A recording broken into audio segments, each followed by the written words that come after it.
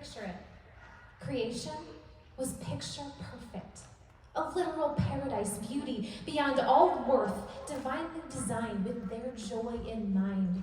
The Father's favorites, humankind. Made in his image, he was so proud of his kids. His heart wanted to give all the good gifts, including his love, an intimate relationship. It was a holy monarchy, not a cruel dictatorship. And so the king gave his people everything. Dominion, blessing, life bubbling up like a wellspring. He'd walk with them in the cool of the day. And they would bask in the warmth of his affection on display as they danced to the love songs that heaven would play. They knew he cherished them. It was easy to feel, but love goes two ways. That's just part of the deal. And for love to be genuine, there's got to be a choice. The Father wanted his children to have their own voice. They weren't made to be robots. They weren't mascots or snapshots. And so with forethought, he gave them free thought. A choice to love him or not. With love and trust so intertwined, there had to be a way for them to define their own will so they could thrill at the choosing of good. It wasn't confusing. It should have been the easiest test. He set them up for success with the instruction that they were not under duress. Have anything you want except this one tree. It's the only one that's off limits, you see. If you eat of this one, you shall surely die. Everything else is yours to try. I need you to trust me. This is how it must be. And Adam and Eve lived in glory with a choice that could change the story. Picture it. A stranger enters in. He's charming and disarming as he centers in on Eve, the woman, his object of contempt. But he smiles, he's cunning with malicious intent. His eyes transfix a serpent's gaze in a bag of tricks as he strikes up a conversation and begins to contradict everything she knows about being free. Did God really say you can't eat from this tree? Oh, he said you'll die? I disagree. He just doesn't want you to be like he is. You could know everything, rule everything, but the key is you've got to take and eat. Or you're incomplete.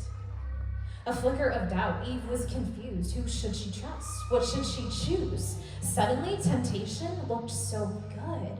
If it would really make her wiser, maybe she should. She took some and gave it to Adam too, and they both ate, and at once they both knew that they had been conned. How could they respond? Trust was now a broken bond. Foreign feelings flooded them, fear and shame. They had never before felt the pain of blame. They saw that they were naked and nothing was the same because now they were pawns in Satan's game. The family tie transferred when they listened to his voice. They gave the enemy power over them, and that was their choice.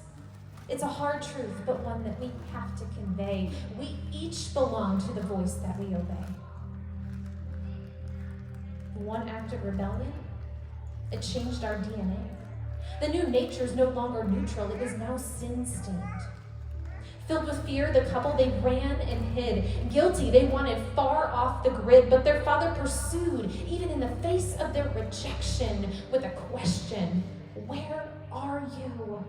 And of course he knew the location, but it was the position of their hearts as they caved to temptation that he wanted to reveal the problem in relation to their relationship. After they jumped ship, the man blamed God and the woman blamed the snake. There's always finger pointing after grave mistakes, but the point is this: even when God's heart breaks, he doesn't forsake.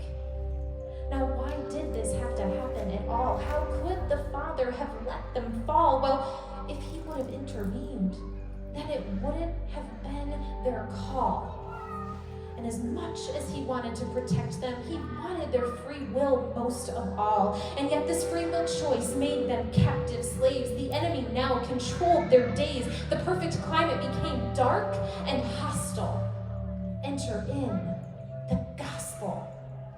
The Father declared the first good news. The war for their souls was one that Satan would lose. A battle would wage and God's own heel would be bruised, but the victory would be won by the Son. Picture it. A man cross. He's beaten and bloody, paying the ultimate cost for the high treason committed so long ago by that first couple in the garden below and every human since.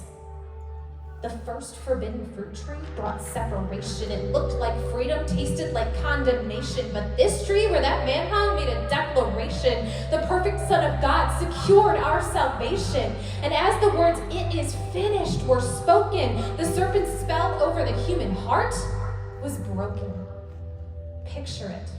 A Savior who is picture perfect, the champion and defender who has proved his worth by using his free will to make every right choice. And when you trust in him, he restores your voice and credits his perfection straight to you.